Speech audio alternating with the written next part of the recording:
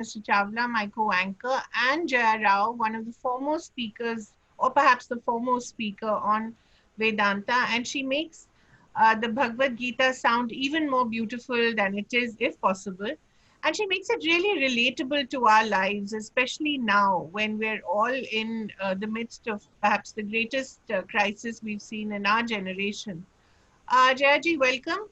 And I will, of course, ask you right away about what are the lessons from the Gita for coping with this pandemic? What can India tell the world at this time? Thank you. Yes, one of the most important things is that the world is a mix of pairs of opposites. There will always be opposites like profit and loss, health and ill health, joy, sorrow, birth, death, etc. The world is constantly changing, and this change is unpredictable, as we've seen it with the Yeah. COVID thing. In December 2019, none of us would have imagined that the world would be where it is. Right.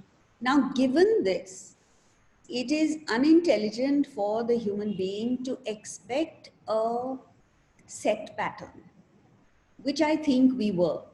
That we were safely ensconced in a particular mental setup that we had decided for ourselves. And we thought that this would go on quite naturally. And suddenly the carpet was pulled from under our feet, and we were not prepared. So, one of the first things that Vedanta or the Bhagavad Gita teaches us is to understand the nature of the world, be prepared for change, be prepared for things to turn upside down as they have, and build a base, a foundation within ourselves that can weather the storm. Like in the ocean, Yeah. there is a tiny raft, there is a launch, and there is that mighty ocean liner. But all of them are resting on the surface of the ocean. Right. In the ocean, there is a lighthouse, the humble lighthouse, which is unaffected by the waves and the storms because its foundation rests on the ocean bed. And that is what the Gita talks about. Right. And it's possible for us to get there. Right. Ma'am, you've talked about building one's immunity, and you talk about the four levels. You talk about Bahubal, Manobal, Buddhibal, and Atmabal, the body, the mind, the intellect, and the spirit. So, how does one get to that ultimate spirit, ultimate level of achieving spirituality, expanding one's mind? Yes. Um, See, most of us, we are a generation of body worshippers. It's all Right. about the body. How do I look? What am Yeah. I eating? What am I wearing? Things like that. Now, with that, you become most susceptible to the vagaries of the world. So, when you move up to, say, the emotional, like a young mother who earlier, before her child is born, is very concerned about her hair, her nails, and this, that, and the other. When the child is born, the emotional pleasure of being a mother is so great that she's indifferent to physical variations. So, this is what we talk about elevation to higher levels of joy, fulfillment, in such a way that the physical no longer affects us. Then from the emotional, you move one step further to the intellectual, where you see, for instance, a young graduate from an Indian university who wants to go to a premium university in the United States. He wants admission there. So his attention gets focused on intellectual, like maybe he wants to go and do a PhD there or an MBA at Harvard Business School. So what happens? He stops hanging out with friends. Yeah. He gives up physical joys, emotional joys, because he is so centered in the intellectual ideal goal of getting admission, and that is more fulfilling. Mm. And then you take that mighty leap into the realm of the spirit, where you start asking questions, like in Plato's metaphor. Plato talks about a generation of people living in a dark, dingy cave. And all of them thought that that was what the whole universe was. Right. Until a young man gets up and says, there's got to be something beyond this cave. And ventures out. So that is the spiritual, where the thought comes to us that there's got to be something beyond my little cocooned world. And that's where the mind expands and you reach out to realms unknown. And that, they say, is the ultimate human fulfillment. How does one get there? How does one process that entire journey? So Does right? Does one read? Does one follow a guru? Does one do self study? What are the various ways? I think the main thing is it begins with ourselves. Right, We need to have that questioning mind, right, uh, the understanding, what they call as mumukshatva, means desire for liberation, the understanding that my life is not really the ideal life. right, Yes, I have pleasures, I have wealth, I have everything else, but there is something lacking. And so there is that urge to venture out into the unknown. And that is what makes for a human being. right. No other creature can do that except Yeah, the human being. that, So all of us have it, but many of us don't act on it, don't promote it, don't let it grow. But those who allow it to grow find the returns are tremendous. Jayaji, sometimes. what are you, Sorry. sorry. Jayaji, what are you saying and what I have read about what you have been saying? Do you find an ideal human being of your dream anywhere, what you teach and what you tell us? Have you come across an ideal human being who possesses all these qualities which you are describing? Uh, See, it's difficult to assess other people. Right, And in today's world of media and the exposure that media gives, like a media person told me many years ago, about 30 years ago, he told me, "You're not newsworthy." And I agreed with him. I said, "Yes, I'm not newsworthy because to become newsworthy, you have to do certain things which I don't want to do, you know." But that apart, um, You can't be newsworthy because you are talking about Gita, which was written, I don't know how many centuries ago, I which know. is still valid, which is still valid, but newspaper don't understand that. Yes. No, coming back to the perfect individual, like it is said in English, you need to be a Milton to understand a Milton.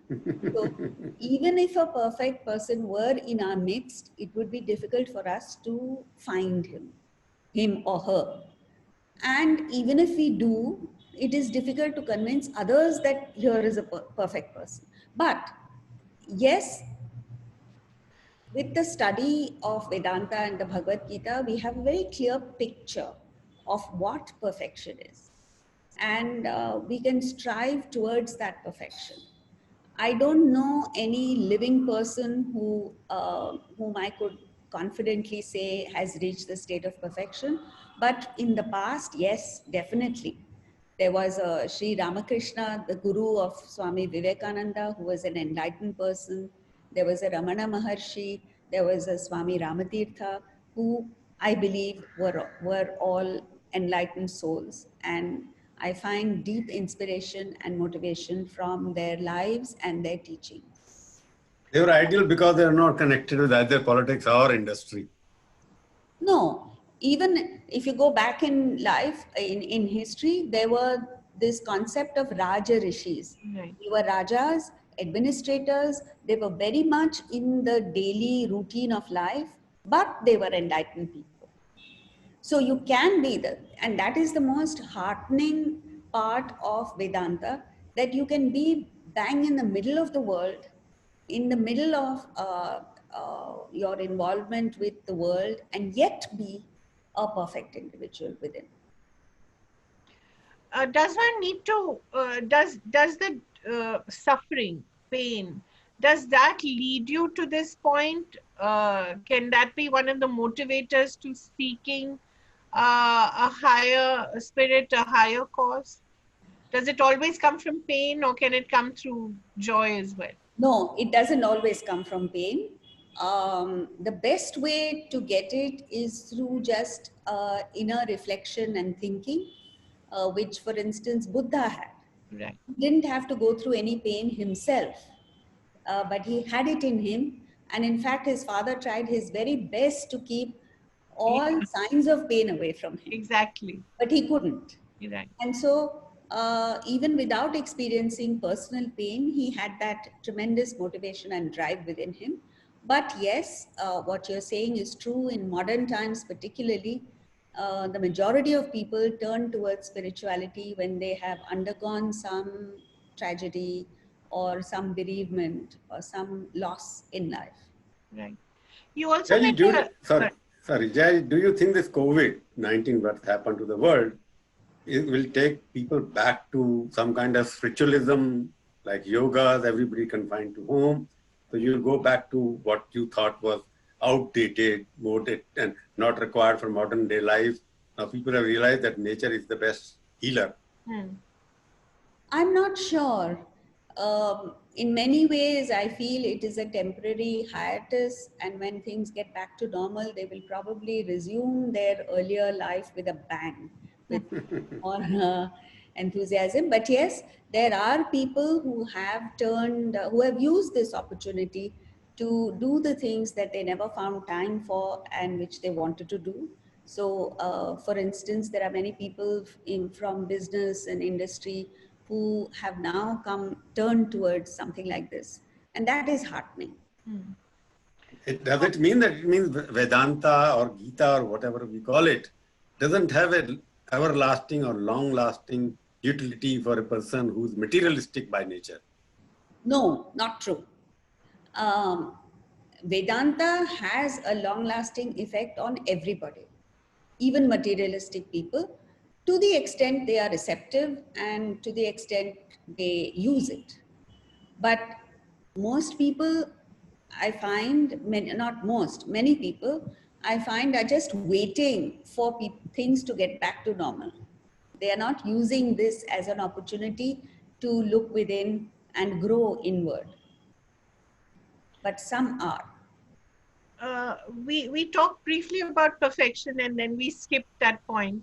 May I ask what makes for that perfection? What are the qualities one needs to have apart from, say, inner reflection? As I said, the main quality we need to have is that desire for liberation, Right. which takes us through the path, the spiritual path, which consists of, it's mainly threefold. One, at action level, working with the attitude of giving rather than taking in any field of activity, Hmm. including business.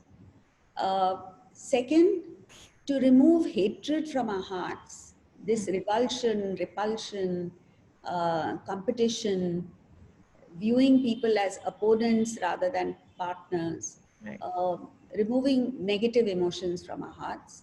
And the third is constant reflection on the difference between what is permanent and impermanent. Right. So when you do these three, then you develop a certain maturity of mind, you develop a steadiness of mind, which then is applied to meditation, and that removes the last traces of imperfection in you, and you move to the state of perfection. While being perfectly within, your life, your domestic life, your professional life. Absolutely. You don't need to change anything about you or around you. You only need to change your attitude and the way you look at things. Right. Yeah, you're going back to Gita, which you have been giving lectures about Gita and whatnot, and various management institutes or industrial corporate houses. What kind of shlokas or chapters you normally refer to when you're talking to managers and everybody else to follow in life to be a successful human being or a manager or an industrialist? Because from Um, 1 to chapter 18, you have got almost 700 shlokas there, and how yes. you pick up which one to. From one Well, is something where you feel that I must give up everything. You start like giving up everything, and ultimately you become a mokshi. You want to moksha, go to moksha 18th chapter. no, in fact, we do not talk about giving up anything. That's the We first talk, chapter. It begins like that. we talk about renunciation. Renunciation is not giving up things that we value. It is giving up that which comes in the way of our enjoying life. Like, we give examples like renunciation is like removing the wrapper and eating the chocolate.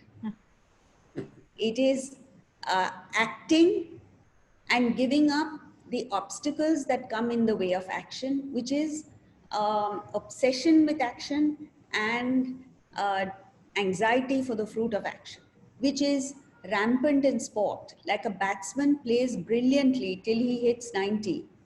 And at 90, his mind his concentration slips. He thinks of the past, how many times he has come up to 90 and not hit the 100. Right. His mind goes to the future. Will I get the century? Won't I get the century? So he's not concentrating on the present. He gets out to a simple ball and he doesn't achieve his goal. So renunciation is giving up the anxiety for the 100 and the obsession with the 100. So I'm asking a question. How do you tell the managing gurus Yes. people that how to use the Gita as a guiding kind of a book or principle? They You read mentioned anything about written by Harvard and whatnot. What about written in Gita? How it is relevant for running a successful entrepreneur? Chapter 3, which deals with Karma Yoga, is Yes. the most important aspect which management executive or a corporate executive can easily apply in his life to achieve success. In fact, verse 30 of chapter 3 gives the prescription for perfect action. And that one verse, if people apply in their lives, there will be a significant difference in their productivity. What is that? What is that, Jayajit? Just a minute, Kaveri, let me finish this particular Yeah. part because I'm very interested because she has said something about it. You have said somewhere Bhagavad Gita empowers you to have fulfilling relationships without allowing conflicts and strife to come in the way. That Yes. is what you interpreted Gita as. But when Yes. you go to competition, there is only conflicts and strifes. How you maintain the relationships there, whether it's in the family, whether it's conflict. But this interpretation of Gita somehow looks at variances what is happening actually in the world. In relationships, what comes in the way is our expectations, and then we make demands on the people that we are interacting with. And when these expectations and demands are not met with, we get bitter, frustrated, and there is a resulting conflict. So, what we say is the Gita talks of attachment. This is attachment. Attachment is love plus selfishness, which leads to all of this.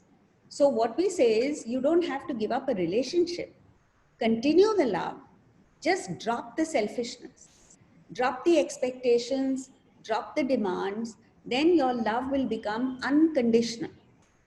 And then you will have seamless relationships with people. So, what we do is, in fact, our expectations are so high that they can never be met with by people. And There is therefore, conflict. Even in Gita, there is a conflict. What Arjuna wants to say, in particular, first 5, 6 chapters, and after that, when Krishna starts speaking after the 3rd chapter, so there is a conflict. Who is right more when Arjuna is raising a lot of questions there.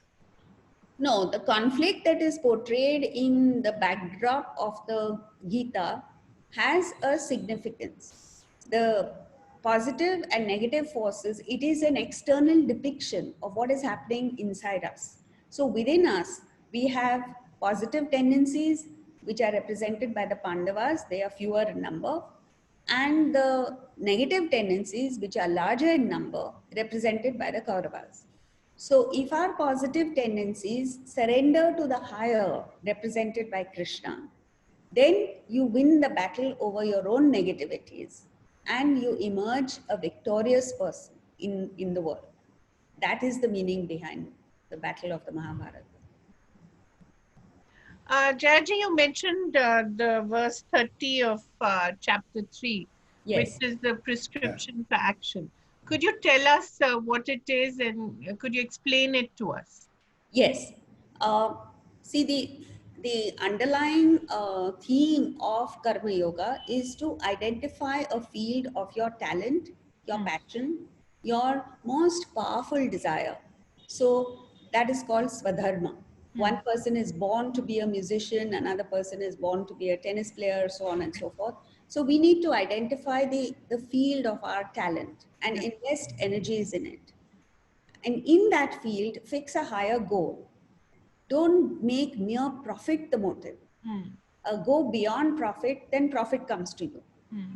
Like Dr. Viktor Frankl said, prosperity is the unintended side effect Hmm. of your dedication to a cause greater than yourself. And Right. this is what the Gita speaks of. Hmm. And then your intellect must direct all your activities towards that goal. Let's say cricket is the goal of a youngster, Hmm. then everything he does, the food he eats, what time he sleeps, what exercises he does, whether he goes to the gym or not, everything, all his activities are directed towards excellence in cricket. This is called consistency of purpose. Hmm. Then the mind must surrender to it. The Hmm. mind must love, you must love what you're doing. Hmm. Like if one is a journalist, one should love Hmm. journalism just as a field. Yes. So when you love it, then you generate energy within yourself, and the body must act dynamically. So what we recommend is at least half an hour of physical exercise for everyone, irrespective of one's age, because the body is a machine that is made for energy Hmm. acting. And this energy that you generate is dissipated in the unproductive channels of worry over past, Hmm. anxiety for future, and excitement in the present. So the intellect must direct the mind to the present action and not allow it to meander into unproductive channels of past and future. If you do this, then your action will be perfect and future success assured. Hmm. So this includes, I'm just summarizing, Yeah. C's, consistency of purpose, concentration, and cooperation, Right. team spirit. Right. Which we tend to ignore. Yes. Yeah. Right. And the other thing I wanted to ask you was the distinction between pain and suffering. Pain is all around us. We've seen it particularly in the last 3 or 4 months. It's been exacerbated by COVID. How does one how does one make sure the pain doesn't always lead to suffering? Yeah. So what happens is that our minds are anxious. Hmm. And so we suffer. So first of all, pain is a given. Yeah. So the moment you are born, you are subject to pain. Every child is born crying, so it can't be a pleasant experience. And also then it's slapped also on the back. Yes. And so pain is something that's part and parcel of life. But what we do unintelligently is we suffer in anticipation. Hmm. Like nowadays, many people are saying, oh, what if I get COVID? What if I'm Right. put on a ventilator? So the mental suffering has already started long before you get the COVID. Hmm. And chances are you may not get it. Hmm. But the suffering you've already gone through. Right. Then we suffer in the present. Right. When bad things happen to us, we suffer. Right. And then we suffer in retrospect. Yeah. And nowadays, we not only think about it and relive a past experience, but we post it on Facebook and Twitter and this, that, and the other, and the suffering gets compounded. Yeah. So that becomes unbearable. So what Vedanta says is that at least stop the suffering in anticipation and stop the retrospective suffering. And in the present, accept that this is what it is, and I will do my best to overcome it and remain unaffected, and things will pass. Things have to pass. Right. Which does not mean that one does not have regrets. It's just that one knows one's mistakes and one should not repeat them. Yes. What again is the difference? See, what is important is that when you know that the likelihood of something happening, the important thing is to take proper precautions. Right. Like in this case, uh, everywhere we read, all you have to do is wear a mask, keep social distancing, and take basic hygiene precautions, and you'll be okay. But there are people who throw caution to the winds. And then they get, like yesterday, I heard of somebody going to a hospital without a whole family Hmm. going to a hospital without a mask. A family member died. They went to the crematorium without a mask. And the next thing you know, all of them have got COVID. Yeah. So this is irresponsible action, not only for yourself, but for society. You're Right. creating a problem for others. Right. So, How does Jayaji, these things, sorry. sorry, Jayaji, these things which are now being sold and hawked and propagated as modern techniques, like cleaning your hands, wearing a mask, keeping a social distancing, these have been part of Indian culture from the Hmm. beginning, centuries ago. Because even the Jain monks and whatever you say, they have a mask on their face. And in Japan, I went 35 years ago, I saw people wearing masks at that point in time. Even the doctors which are operating in you for 25 years, they were wearing a mask. So this is mask and hand cleaning. For example, we keep our shoes outside the home.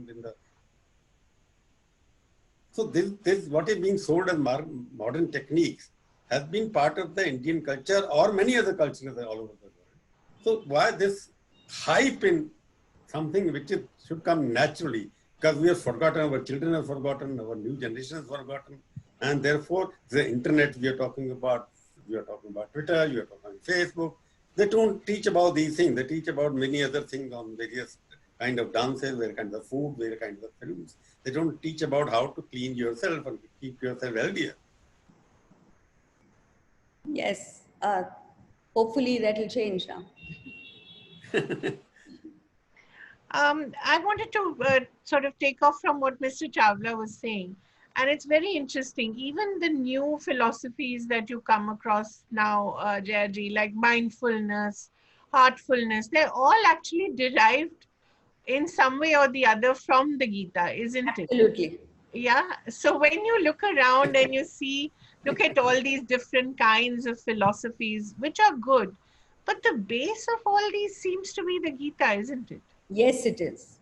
Yeah. And it is our misfortune that we are not looking back and taking the wealth of the Gita, Yes. and we are still looking westward and taking only the surface that has been extracted and promoted or marketed. Right. So, I'm saying something else. What Kaveri said, I'm just taking forward. yeah, She's also sure. making the same point. I'm saying there's some kind of a conflict between what Gita has told us and what the modern world is doing. Gita is still a permanent scripture which can be followed 50,000 years later also. For example, you are saying reduce your desires by improving quality of your desire and live a life to build merit and worth in life against management or asking for more. This is what the Gita says, that you control your desires. But what is happening in the modern world is that you are not able to control. You are expanding your desire. I want this, I want this, I want this. And because of that, you suffer also. So how you resolve between a permanent, everlasting, long-lasting message of Gita and what is the market mechanism of the world teaching to our young generation? Yes, you've hit upon a very important aspect. If you look at the Bhagavad Gita, the chapter 3 especially, he uses 4 words to mean enemy. He's describing desire as enemy. And if you look at the modern world, they are promoting desire, they are nurturing desire, nourishing desire. And in fact, the entire financial system is based on desire. Hmm. So when we talk of the Gita, it is like the people have to bring about a complete change in mindset. So what we say is, and this is what the Bhagavad Gita says, you can by all means have objects of desire, but never desire it.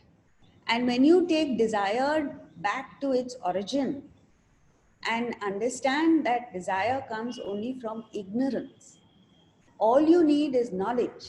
Once you gain knowledge, the desire will automatically go. Then there are people who are, because truth has an impact. So for However, example, COVID, for example, suppressed your many desires. You wanted to go abroad, you wanted to go on holiday, you wanted to go on cruise, you wanted to have the best food. This Gita, which was permanent lesson for all of us, when we are able to suppress your desire during those 120 days we have been under lockdown, what you are saying, it will come back with a bang. So what do we do to tell our young generation, okay, read Gita. Gita is not read by anybody. It is in Yes. Sanskrit, English is not, the Hindi is not there much of time. So what are you doing to propagate Gita through your social medium, through your lecture? So it becomes some kind of a household name all over the world. Or not over the world, at least in India. It has no God, it has no religion. Yes, we are trying our best. I have two, sometimes three sessions a day with different groups of people. We have webinars for the public from anywhere in the world. We have had four so far, and we are planning to have many more. So we are doing our best. It's up to the people to take it, and I'm sure they will. Quite a few people who otherwise would never have thought of it now are thinking of it. So we should look upon this COVID as nature's way of nudging us to course correct. Hmm. And And if a few leaders of society do it, then the rest will follow. It's like veganism, you know, when they wanted to promote veganism, cut down meat eating, their goal was to get to the top 7% of the Americans. And they said, once they take to it, the whole world will follow. right. So it's like that. We are trying to get to the intellectuals, the thought leaders of society. Once they change, hopefully the rest of society will also change. If Gita becomes the subject in Harvard only, then it will become a popular thing. All the kids who are going to Harvard and every places, I Yes. think Oxford and Cambridge should make Gita the compulsory reading. Then I think it will become a part of life. It's already happening. Hollywood stars like Will Smith, Julia Roberts are declaring that they are studying the Bhagavad Gita. Jayaji, you also talked about how human beings live basically just 3% of their potential, that there's so much untapped potential in them. So, of course, it brings us back to expanding our minds. But how does one go do this gradually as a daily practice? Could you give us some tips which we can sort of integrate in our daily life to at least enhancing this potential of living? Yes, the first thing that the Bhagavad Gita speaks of is the importance of the intellect, Right, buddhi, the head. right, And once you start using the intellect, once the intellect starts guiding our life's activities, then you, whereas otherwise you tap into barely a small percentage of your personality, that goes shooting up to maybe 40 or 50%. And then when you fix a higher goal in life, mm, you become more creative, you mm. become more energetic. Like it is reported that Mahatma Gandhi, at even a ripe age of 70 plus, was used to walk very fast. Yes, And you can see in all the old documentaries. so, how You know, does Mr. Yeah, Gandhi used to pass by that. the first Mrs. Gandhi. First Mrs. Gandhi. so that makes you more energetic, it gets you more creative, it so your mind your expands, you tap into more of your potential. Then when you learn the art of right relationships with people, you manage to get people to join in your goal, your ideal, like that famous example of Shivaji and Tanaji. Right, Shivaji treated Tanaji as his brother, right, and that is what enabled Tanaji to regain that very important fort near Pune. right, He achieved the impossible. right, So, team spirit, this brotherhood and camaraderie is right. important. And when you become independent of the world, Hmm. uh, your focus is more on the permanent aspects of life, then you become a towering personality. And that's how you tap into your potential. You help others to tap into their potential also. Right. So I often tell people that yes, there are uh, avatars, means there are people who are born at, who are enlightened at birth. Yeah. Then there were great people like Buddha who reached the state of enlightenment during their lifetime.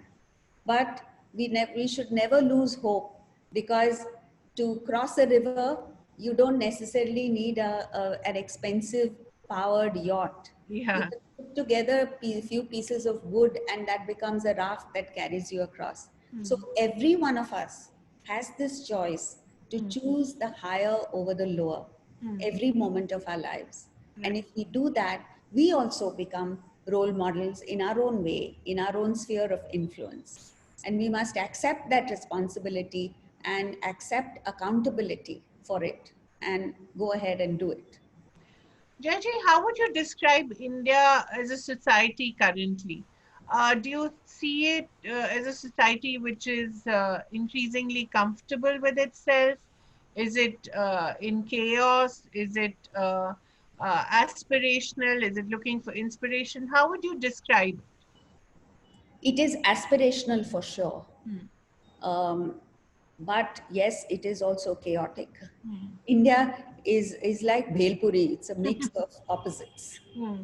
And it depends on your vision, your attitude, which part of India are you looking at. Hmm. And if you ask me, I am very optimistic about India because of the aspirations of the people. Hmm. Irrespective of what political party is in power or what happens in Delhi, there are people in small towns Hmm. more than in big cities Hmm. who have aspirations and Hmm. they will work to realize their Hmm. aspirations. Hmm. And this is what is really keeping India going. And what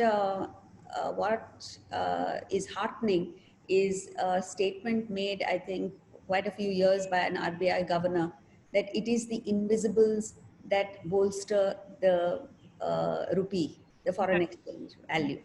So it is the invisibles and also the spiritual aspirations of people, because at the end of the day, India is still a spiritual country. Hmm. Hmm. Talk to people about spirituality and you touch a chord that is not possible anywhere else in the world. And I have hope that it is possible to do it. Yet there is so much hatred. When you speak of the power of love, which the Gita also speaks of, yet you see so much hatred and divisiveness around us. Does that not worry you? You know, yes, there is a section of society Yeah, which is full of hatred, but I think there is too much focus on that. right, The media is focused only on the aberrations of society. right, There are lots of people who are good people, there are lots of people who are divine people, and it is these unknown heroes that are keeping society going. right, These people media is not interested in right. and will never report it. Yeah. Like, I'll give you a simple example. Once in my home, we had some carpentry work done. And when the carpenter had finished his work, I was paying him. And he kept telling me there is some mistake. Huh. And I got impatient with him. I said, no, I've calculated everything and it's correct. He said, Madam, आपने मुझे advance दिया था. Oh, you know and it touched me so deeply, because he could have kept quiet and taken that right. money. I would never have known. Hmm.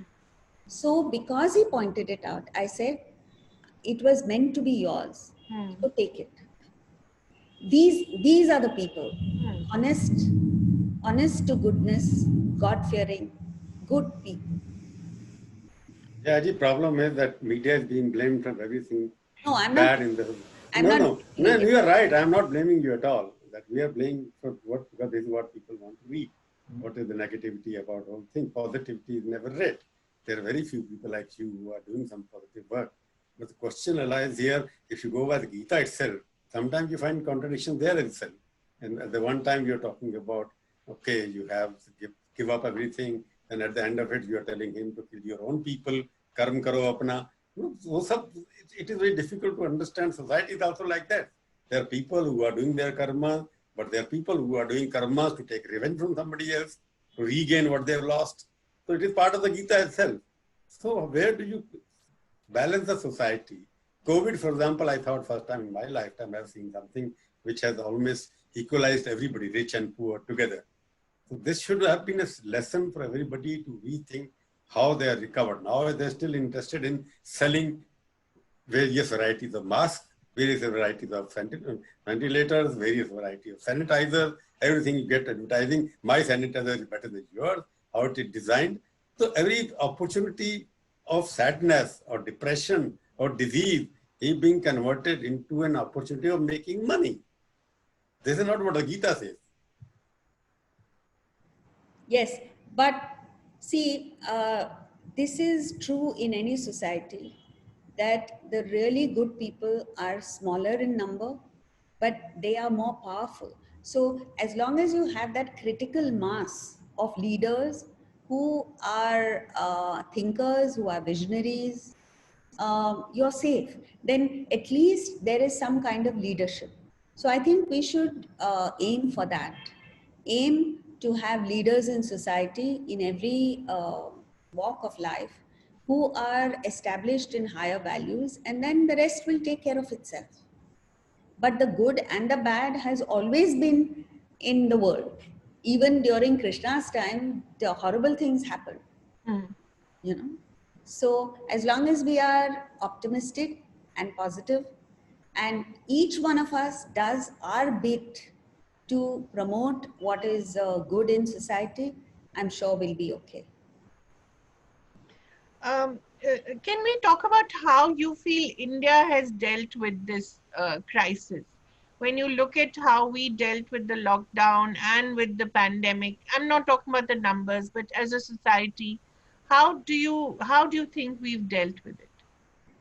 I think we've done well, considering our limitations, considering the huge population, considering the poverty and the slums that we have. We haven't done too badly. If you compare with the United States, for instance, which had all the resources and still they had so many more deaths and so many more No, cases. in terms of psychologically, emotionally, how do you think we?